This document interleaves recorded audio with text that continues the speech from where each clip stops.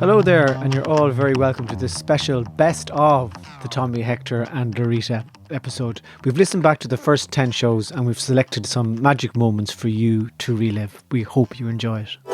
At 10:30 every morning, religious for me. I go into the utility in my house, the utility, Right. and there's a load of coats on the back of the door. I can hardly get in with coats. There's coats there I haven't worn in 40. And you sit on the bowl and hold on to the coats. to keep the door closed because there's no key. No lock. And you know what? I just go in there. There's no pictures on the walls. It's tiny. Is there any ventilation? There's a window, but there's about 6 clothes horses, 14 pairs of boots, 600 O'Neill size 5s. There's rubbish and old hurleys and everything in the utility toilet. And I'd be sandwiched in there and I just go, and I can hear someone in the kitchen going, "I'm in here, by the way." And then I have to look for the Lynx deodorant. I remember there's no Lynx here, lads. I remember, Fumigate. but I remember visiting your house as a teenager, and none of your toilets had locks on the door, and I'd often be wandering out from the kitchen and hear your mother shouting out, "I'm in here, by the way." Just let anybody who's passing know I'm in here, by the way. I don't know if it's a hook or a Kyogan thing or a hook. I'm in here, by the way. This podcast is part of the Acast Creator Network. Thinking of stories of Navan. Some of my dreams bring me back to Navan, but it brings me back to the house I used to live in, which is a bungalow outside, about 2 miles out the Atboy Road near the school. And I've told some stories about it before, but it was just a normal 70s bungalow, but we had one toilet and one bath. We had no shower. And it reminds me of the good old days. Nobody had showers back then. Nobody had showers. This Triton TS90, there was none of that invented. The idea of cleaning yourself standing up just hadn't reached me. I think And what you we only did, washed once a week as well. I think really? what we did have. But I remember as well, like just in terms of the whole cleanliness thing, I remember we'd have double PE first thing on a Monday morning. And you'd think you'd have a shower afterwards. You would just bet with sweat for the rest of the day. Straight into a class after yeah. it. And the sweat Double geography. And then the sun would beat in the window and there'd be a lad beside you from the country and the smell would there be was off always- his fair oil jumper. Yeah, there was always one lad that was just a little Just bit didn't get smelly. it. Yeah. B.O. But the bat, I remember we got fancy. We did have the rubber thing that you jammed up on the 2 pipes, and it was a rubber type of little shower. Oh, thing. yeah, remember yeah, that? stuck It was it a into mobile. the Do you tube. remember? That's Do you remember right. that? We all Taps. had it back. You put it on. You put it on the taps. Like a yoke you'd put on a beige after Ciavan. Exactly. Almost like a milking machine type thing. But Yes. anyway, Yes. so the whole tradition in our family was there was only one bath once a week, and we all used the same water on a Saturday. The lads. You all got into the one bath. Well, no, the boys. Now, this is the boys' bath. Yeah. Would be a Saturday. This is a ritual in my house on a Right. Saturday. We would all have a bath on a Saturday evening. It's me and my 2 brothers, but we would use the same bath water. Right. And then on certain occasions, if we were small enough, we'd all get in the bath together. Right, yeah. And I was 13. My brother was 15. I'm in here just to let you know. Oh, well, I'm coming in now. I'm in here, by the way. So we're all in the bath, by the way. And we're all in here now. So at one stage, Freddie, my older brother, would always decide who gets into what part of the bath. Because he'd say, I'm getting in the back where I can slide down at the back. Yeah. The little Mark, my little brother, would get in the middle. And then, no, I'd get in the middle sometimes. And then I'd say, Mark, you're the smallest. We'll jam you up against the The hot worst tap. part. The worst part. And so the 3 of us would be in the bath. But anyway, we'd wash ourselves and clean ourselves in the water. And it was Saturday around 8 o'clock. Always on a Saturday evening. And we'd get out and we'd have our towel, 1 or 2 towels, maybe share a towel. No, then we had 3 towels.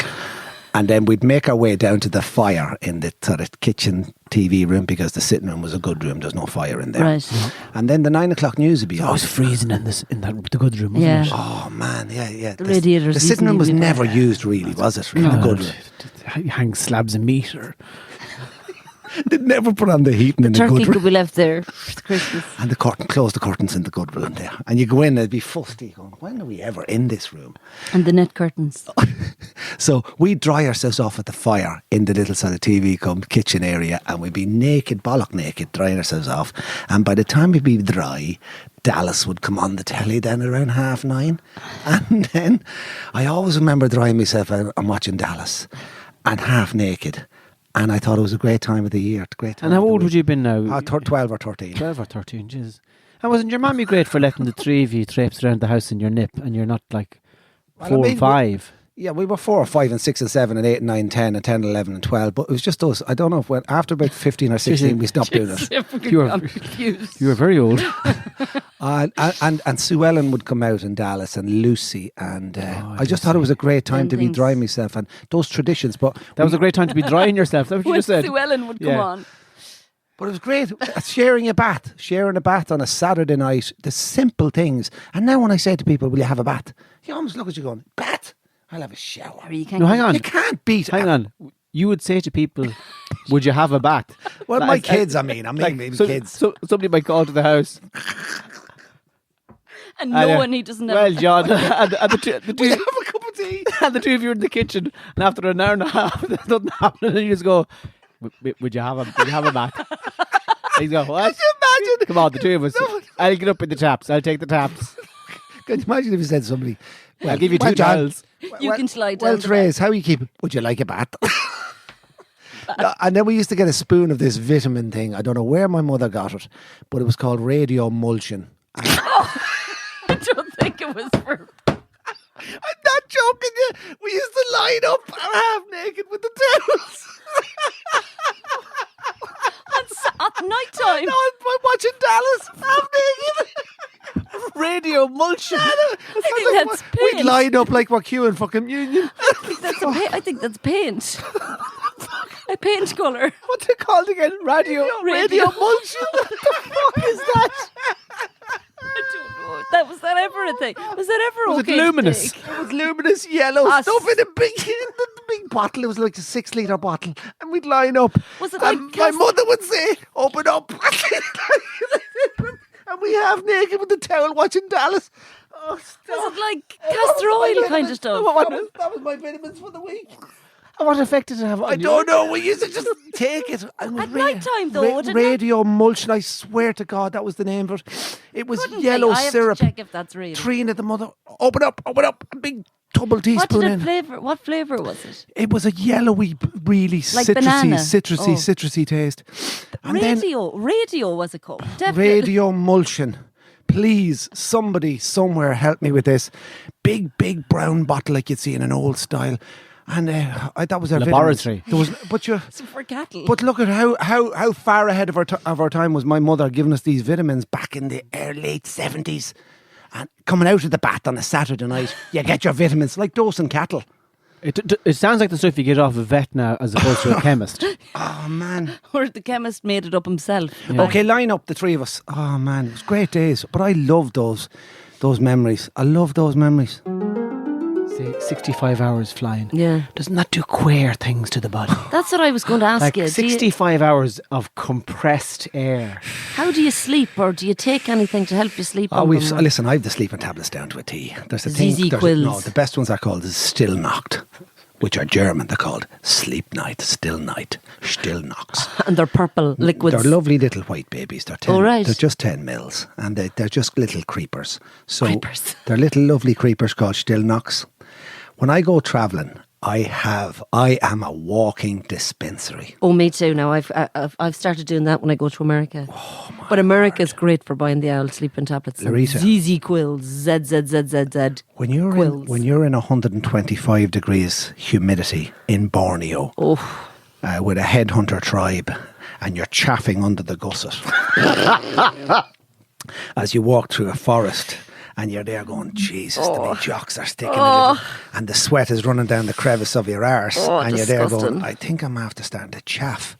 Oh. And then that night you get back to the little sort of a shack you're staying in, and you look down and it's like red raw. Oh. And then I go, oh, hang on, let's go over to my little dispensary. And I get out my pot of pseudo creme. Right. And 3 fingers in and washed it. 3 fingers in. Thanks for that Washed it, and description. then, you know, I bring everything. I bring a thing, one of the greatest tablets, lads, you can ever get. The still knocks are the sleeping tablet of choice, 10 milligrams, which is quite mild, but it's just to make you feel a little bit bendy and a bit sleepy. Bendy and a bit soft. And they're lovely. Yeah, and then you wake up and you can't move. Your 2 shoulders are like glued to wherever they were. And is there a slight hangover feeling from them? A tiny bit, but not much. If you took 50 milligrams of sleeping tablets or 100 milligram, you'd be comatose. 10 what do you think? The ZZ quills are a bad job. What about what's ZZ quills? I think I have some in my handbag there. We take some. ZZ They're quills. purple liquid tablets, you know, for sleep. You get them in American. I'd be anywhere. like Leonardo DiCaprio in The Wolf of Wall Street when he's trying to get from the house into the car. Do you remember that? Oh, it's brilliant. When he took the laudanum. What did he take? No, Laudanum, I think. But what was he calling them? Quaaludes. Quaaludes, yeah. Netflix. But they do dry you out afterwards. Do you notice, or do you know, I don't know what kind of an accent that was. You know? They dry you out with me. I went full Dublin mode there. They do, like, I feel afterwards, like after taking them. Which now, after taking the ZZ Tops. ZZ quills. Okay. Not Quaaludes, the ZZ quills. That, like, after, when you wake up, after you've had a good sleep, your mouth is completely dried But out. how many of them, or what dosage would you take? Just take 2 of them. When would you Two? take them? They, So they Hector- come in a little packet of 2 each, like, you know, like 2 paracetamol, 2 ZZ quills, and then you take them and you sleep. I take them on planes. Yeah, I take them on the plane too. I you- don't take them when I'm going to bed Why, at night. why have you got them in your bag? Just in case I have to fly anywhere. But you're not today. flying anywhere from Mayo today. You're driving a fucking car. I might get a phone I've call. a couple of easy quills in my bag. ZZ quills, not easy quills. Sorry, you left the house with 2 ZZ quills in case you have to fly anywhere. No, That's not being stagnant. they're I in can my tell you bag that. at all times. Do you work for the CIA or something? Just in case we're flying today. Don't forget your ZZ quills. Always be prepared. Might get a call. Sorry, lads, have to fly to Panama. I can't And even by find the bring my key. I can't passport find the in car case keys as well. in the fucking morning. You've your ZZ And quills. passport, just in case. You do Just not in have your case. passport. Not in my handbag now. And would you only take them when you're flying then? You wouldn't be in a rhythm of taking them once or twice a week if you I was out in Thailand before on my holidays. Now Tommy's like, oh, for fuck's sake. another traveller. I know. I was in Thailand and on holidays, and we were in this Irish bar, and we became friendly with the man that owns the bar, right? So he said to us, "Oh, you need any tablets when you're going home? Will you be? It's a long flight, you know." And I says, "Oh, I might do, yeah." And he's like, this is about 10 or 12 years ago. And he says, "Oh, come up to the office there now and I'll give you something." So he gave me a bag. Tommy's face is killing me. Come up to the office. Yeah. So he gave me a little... There's 8,000 blue tablets in there. A fella would They meet you were at the blue. airport. They were blue. But he only gave me 6 of them. What? Right? So Now, was there writing on them or anything? they were diazepam, I think. Oh, Jesus, Laurita, you're so woman for the brands. What is that? Diazepams. Diazepam. They're like... Is that the stuff on Christmas cake? Where is it? Where? That's marzipan. Where do you get all this? Diazepam. I got them before when I hurt my back. So the doctor, they're prescription tablets, like What do they do? diazepam. What do they do? A lot of the lads that are on the street, like just out of their heads on tablets, they take diazepam. They're like, Tranquilizers. yeah, sort of. Is like, it a nice feeling? oh yeah, lovely feeling. But anyway, right, so I said, me and my best friend Audrey were both flying home separately because she had been travelling to Australia. So I said to her, right, you take 3 of them and I'll take 3 of them. 3 of them. No, it was 6. No, I didn't mean actually physically. Mayo girls, we're pure crack. I didn't mean take the 3, like just have them there, you know, just in case. Yeah. So I gave her 3 and I took 3. And as it turns out, she had overstayed her visa in Thailand, right? And she was brought into being interviewed. This is banged up abroad. Here she Ballina is. style. Here she is thinking, oh shit, I've got those 3 tablets. Like, what the fuck? She goes, can I go to the toilet? So she flushed them down the toilet in fear she was going to get caught. But anyway, Of course, that's not a suspicious sound in a No. guard station. no, Can but I go to the toilet. But she says somebody had said to her, because she had discovered on the way to the airport that she was overstayed, so there might be a problem. So they said to her, oh, look, just bribe them. Give them money. If they bring you into the room, just give them money. So she gives them money. And the woman that's interviewing her starts freaking out in Thailand. Sawadee kap. And there's war. And the next thing, the interpreter's like, they bring in someone.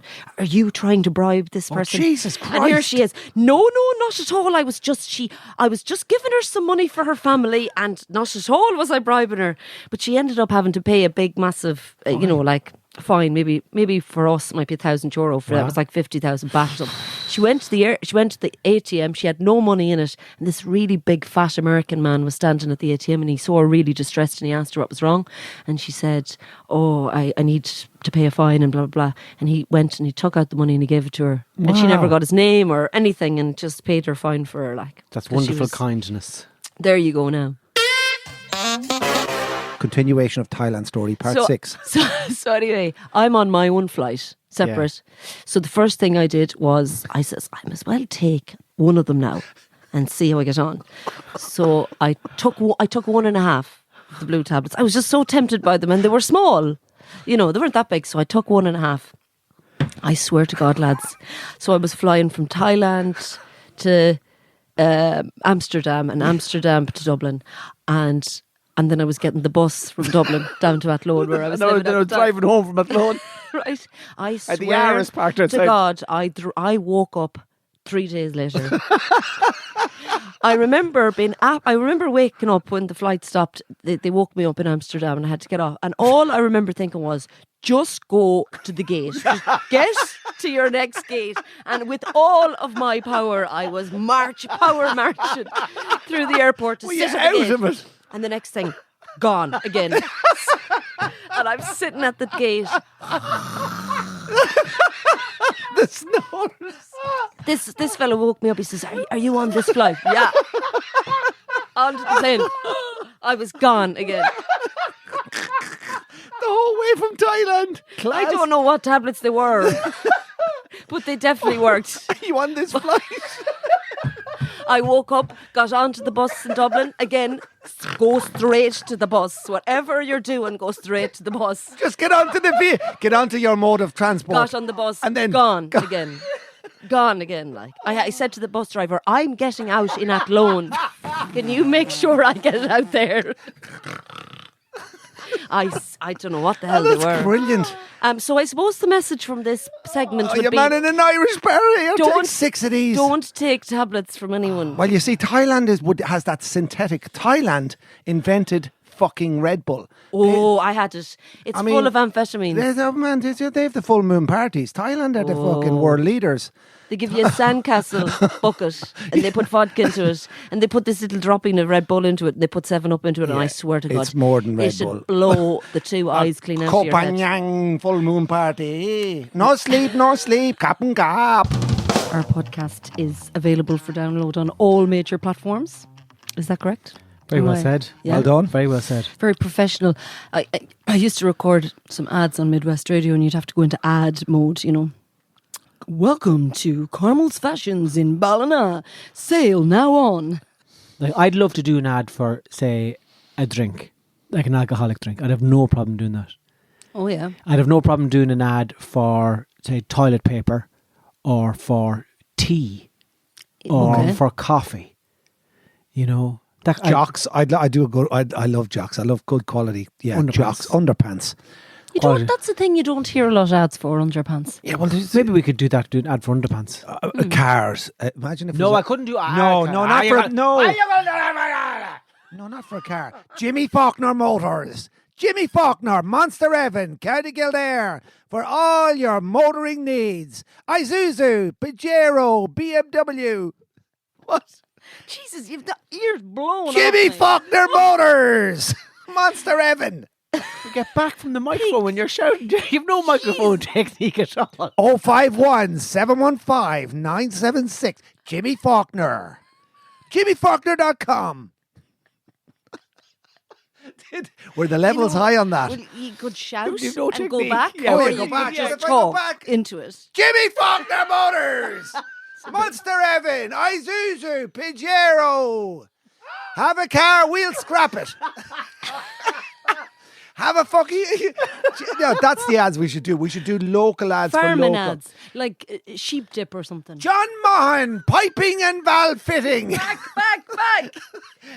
My Pipes, valves and fittings. John Mahan, for all your pipes, valves and wavin pipes. my brother's a plumber. You could do so.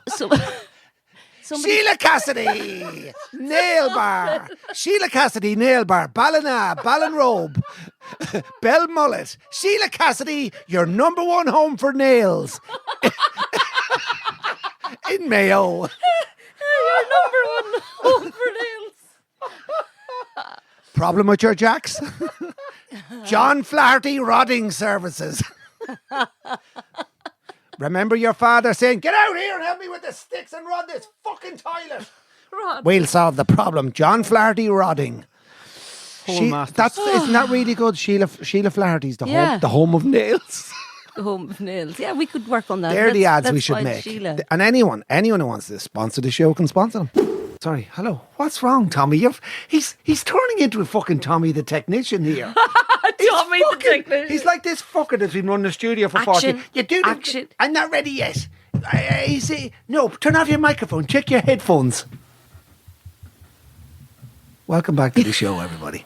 Be a bit more enthusiastic. He's second. trying to tell you be a bit more enthusiastic. All right, we'll start again. Is he doing charades? Welcome back to the podcast. Fuck off. What? Okay, knowledge. What is wrong What with is you? wrong with you, Tommy? You're like a lunatic sound engineer.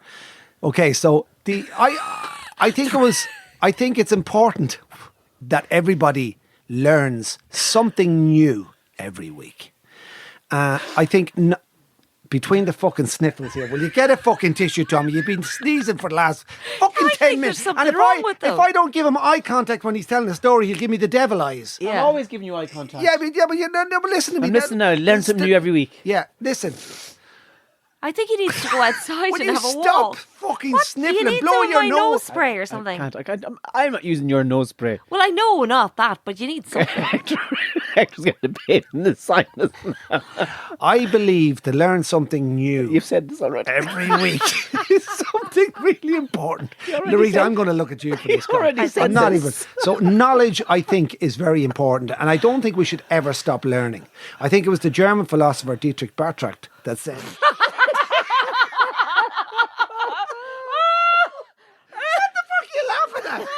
If he Sorry, what was his name again? Dietrich Bartracht.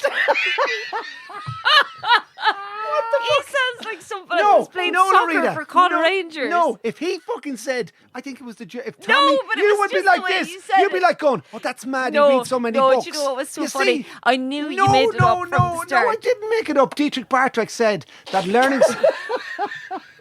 He's the German philosopher who said that learning something. He doesn't. What's his name? Bartracht. It doesn't even sound German. Just because you've Lotus Brooks behind you in every interview you do, you cunt you. Listen, He doesn't sound German. Tommy, don't. No. Bartracht. Dietrich Bartracht. It sounds like a train line. Listen to what he says. Okay, go on. What did he say? What did he Learning something new brings your upstairs in life. It brings the brain to an upstairs in life. His A own fella rod. brought me out fishing off the coast of Belmullet. On a date, like. No, there was a few of us going, right? on, that. I was bringing two friends that weren't from around. They're from Ireland, like, but they weren't from around Mayo. So I brought them out fishing. Strangers. So this fella says, "Oh, I'll take you out in the boat," right? So of course, Three they girls. thought, Was it three girls. No, there was a man and a woman. So I said to him, Swingers. So the first thing, Was it first thing he did, Swinger Island? we arrived out anyway, got left off by this local fella from Belmullet at the boat, and they said, "Oh, is this the boat that we'll be going out fishing on?" I says, "Oh, not at all." I said, "This is probably bringing us to his right boat." Knowing fine well it was one of those. You had two engines at the top of it. You know, the typical boat you'd see on a lake, like Boat, yeah.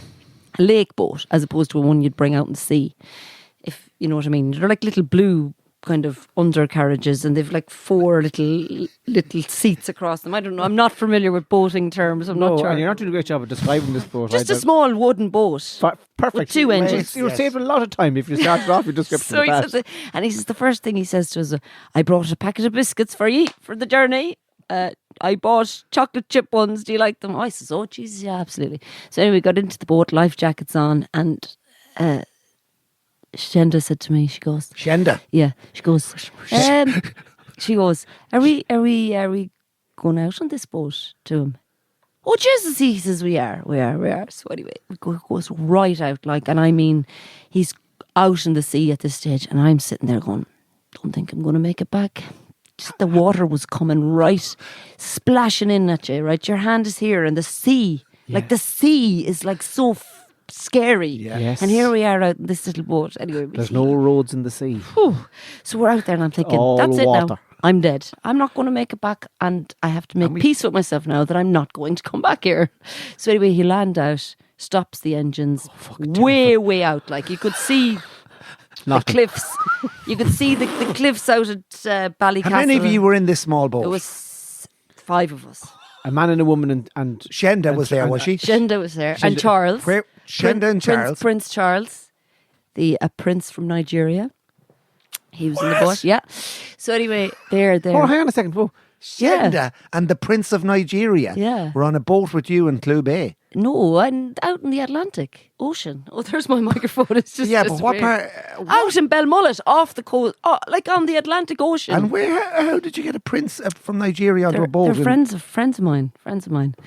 So, which was very disappointing to be on this little boat, right? And here's your man, typical Mayo, typical Belmullet, right? So was this supposed to impress the prince? Like, was he supposed to? Well, in Tommy, Belmullet terms, let Tommy do his Nigerian accent here. No, Go on, Tommy. There's no need for Go on, Tommy. Well, welcome. no, that's not it. No, go on, Tommy. No, He's not Indian. What the fuck is this place? I am here. He's got his accent's very cultured because he's lived in Ireland for years. I can't do an accent unless I feel encouraged and Do the confident. Nigerian prince. Do the Nigerian. I just want to say that this has been a great day for me to go fishing with you in Belmullet, but I cannot swim. None of my family, where I come from, is a landlocked country. We have no sea. What this water does not. It's salty water. I do not like salty water. Shenda. Shenda.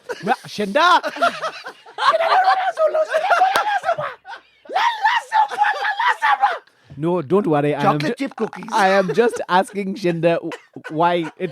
Please. This is a dispute. This is a dispute between Shenda and myself. We will sort it out.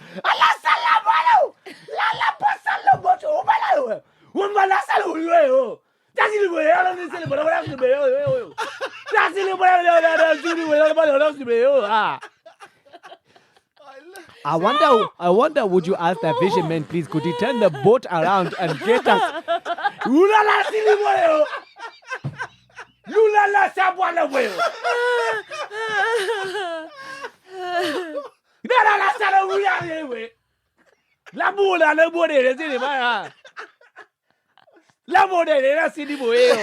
it out, Shenda. Oh, poor old Shenda got an earful.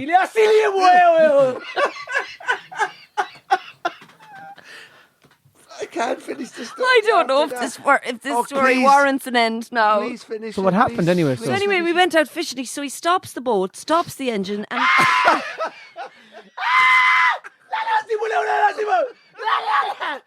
Drive the boat!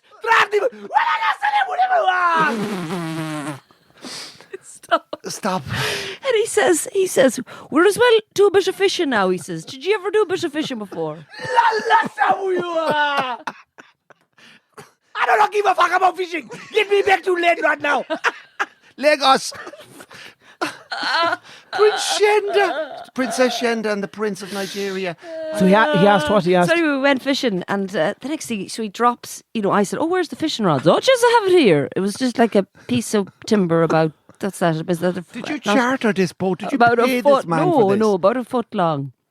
It's a piece of long fishing rod. No, yes, it was a piece of timber Was he stabbing the fish or something? with a load of like fishing line Tied onto it. wrapped around it and a few hooks on it.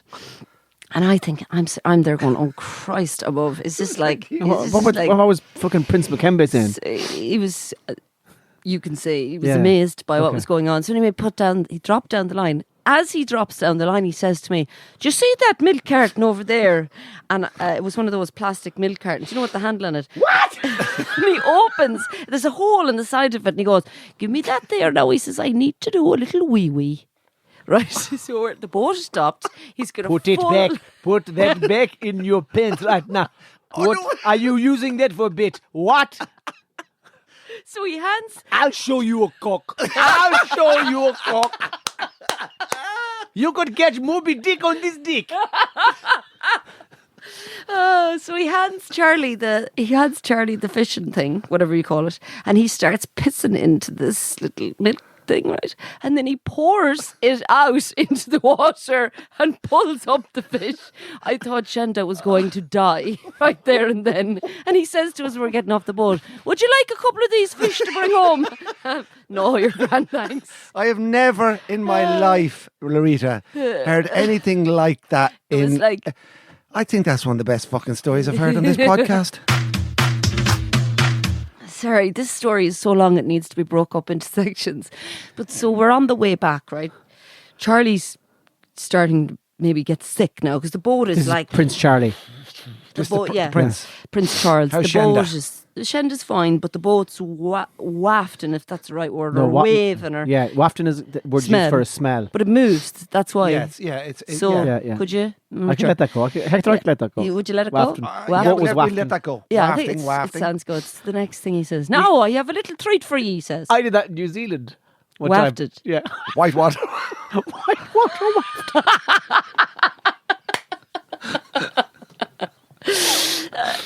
So Jesus. Me and my friend went whitewater wafting. Wafting. So thanks, just to clarify that I didn't say that, but he gives us little, those little good all, I think they're little food colouring bottles. Yes, yeah. With the label taken off. And he gives us all one of them. "That's dropping a butching for you now," he says, "drink it up." So of course I drank mine, and Charlie, you can take him off again in a second, said he wasn't sure if it was something he could drink. Yeah. So anyway, we get out of the boat. Alive. Thanks. I really did think this is it. Got out. He put us into his van then to bring us back into Belmullet town. And he opens the back door of the highest van and he says, "Now, ladies, you can sit in here." He opened the van and there was a side table, there was an armchair, and there was a bed in the back. Bolted down to Bolted down to the back of the highest van. Classic. With a duvet on it, the whole lot. And he says to us, "You can sit in there now, girls." So we sat at the bed. Then there's no windows. back of the There's no highest. windows or anything. So you're sitting there in pure darkness going, "Is this..." Like, the whole thing was not bizarre enough that we were on this boat. In you go, girls, in you go. And here he is. Shenda thought she's been trafficked again. Stop it. So then he goes, Jesus Christ. This is not the first time I've been in a dark van travelling across land. No, Shenda's not from Nigeria. Oh. So Where's she from? she's from Dublin. Shenda. Shenda from Dalkey, is it? No. Go on anyway. So we sat into the back of the van, and the next thing he's there swigging out of the bottle. I realised I didn't have to do that for purposes. This is not graphic. But Charlie says to him, "What is that you're drinking?" Yeah. And he says, "Just it's a bit more of that stuff we had out in the boat." He says, "Just another little dropping to warm me up on the way in." So he's driving the van, Drinking the punchine. What a story. and the three women are in pitch black. Two of us in the back going, "Oh, for fuck's..." And did you think you were going to get rode or something? Was there? No, he told me he sometimes sleeps in the van. In you go now, right, girls. Yeah. So it was Can I like- ask you, are you still in touch with the Prince of Nigeria? Yes, Oh yes, man, yes. we're going to have so many podcast downloads in Lagos. Like I've said So to my if you were father, going through- I said to my father one time I was 14 or 15, I was going through a hard time, and he said, "Tom, I wouldn't be great at the emotions. So just leave it off. So just leave it there." And I said, "Fair enough." That's the end of that. I wasn't good at emotions either with my father. Do you know what I mean? No, but and he said, go out there and go for a ride on that girl's bicycle and might cop onto yourself. And bring us back a loaf of bread. I'd never ever forget the day I sat with my father. I said, "Tonight's a big night, Dad. Channel 4 is starting." And he said, was "What's emotional. Channel 4?" And we sat together on the couch, and at 12 o'clock on whatever day in the middle of the 80s, Channel 4 started at 12 o'clock on a Friday night, and me and my father sat on the couch in the kitchen in Navan, and I said, "We're going to watch this movie." And he says, "Is this a good station?" I said, "Yeah, there's a movie on it now called Scum." And we watched Scum. With Ray Winston baiting fellas with iron And bars. we watched Scum together, and about 26 minutes into it then, there was a lad being bent over a shower. Or no, in the greenhouse, he was potting plants, and two lads came in and closed the door of the greenhouse, and I'm about 14, sitting with me dad, and next minute... Yeah, man was potting. You could see his face. He wasn't potting. He was being planted. He was... And I said to me, "Dad, it's a good old movie, Dad, isn't it?" I have to sit there for the whole of Scum. Oh. Great Channel 4. And your father said nothing during the... No, we just didn't say much during it. Next minute, during the rape He scene. wouldn't have turned it off and put on something else. No. Great movie, Scum. That was back in the days where we had to change channel with your finger. Oh yeah. So it was easier to leave the anal rape scene on rather than get him off the chair. 2 minutes later, the boys are playing pool. Your man puts 6 pool balls into a sock and goes down and belts it off another fella. And I'm sitting there in the middle of Nav and my father on a Saturday Friday night going, "This is a great movie, Dad. See, Isn't it?" that's emotion, Scum. Laurita. That's emotion. See the fella being Yes. raped. Planted. It was the In a- first ever in- movie on Channel 4. in a greenhouse. It's emotional. Ray Winston. Right. Okay. Right, well, all right. I found a film last night. I'm gone mad watching films that have subtitles from Denmark and Oh, yeah. Iceland. Oh, the best. Yeah. Jeez, I found one last night called Men and Chicken. Chickens. Chickens and Men.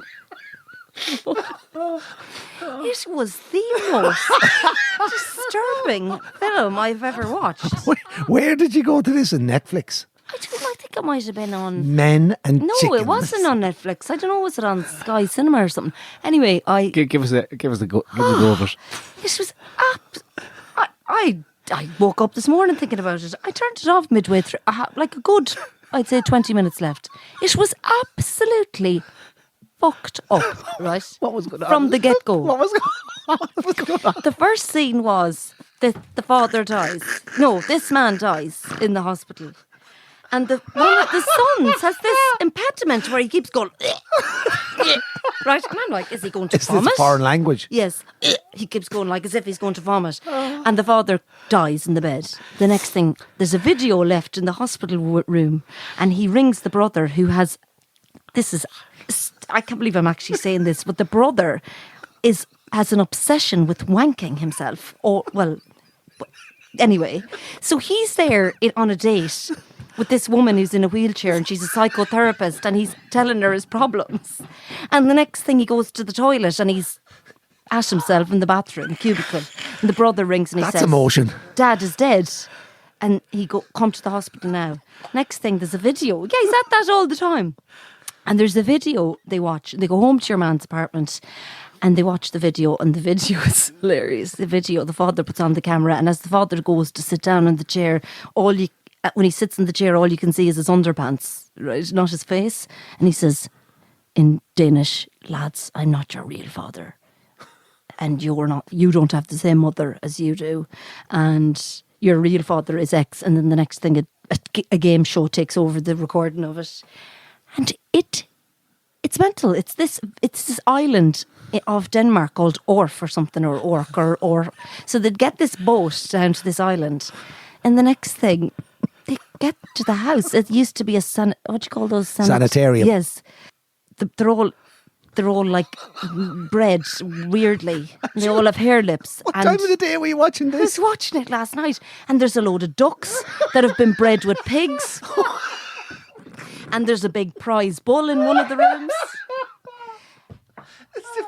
And there's one lad who's about 25 stone. There's another lad, his nose is actually not formed. There's a turkey that has the feet as hooves. A turkey heart. Turkey heart. And then this absolute moron of a brother goes, Get me the director quick. you want to... He brings him in, I don't know what language that was, he brings him into a room full of chickens and he says to the two brothers that have come to find their father, if you're looking for a woman, basically, these chickens will do until the women come. It was... It was called a dark comedy. It was a psychological nightmare. Can't beat Netflix, can you? It wasn't on Netflix. I recommend you watch it. No, Watch dear. it. It's called either Men and Chickens or Chickens and Men.